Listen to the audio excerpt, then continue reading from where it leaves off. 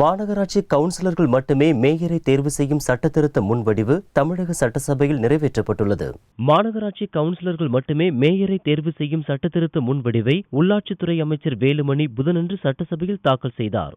இந்த முன்வடிவை ஆரம்ப நிலையிலேயே எதிர்ப்பதாக திமுக எம்எல்ஏ மா சுப்பிரமணியம் தெரிவித்தார். ஆனால் குரல் ஓட்டெடுப்பு மூலம் தீர்மானம் நிறைவேறியதாக சபாநாயகர் தனபால் அறிவித்தார். இந்த சட்டத்தில் மாநகராட்சி மேயரை கவுன்சிலர்கள் மட்டுமே தேர்வு செய்யும் வகையில் சட்டத்திருத்தம் கொண்டுவரப்பட்டது.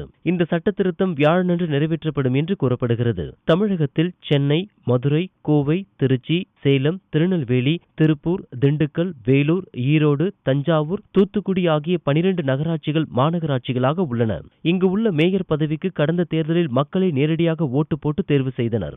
தற்போது இந்த சட்டத்திருத்தத்தில் மாற்றம் செய்யப்பட்டுள்ளன.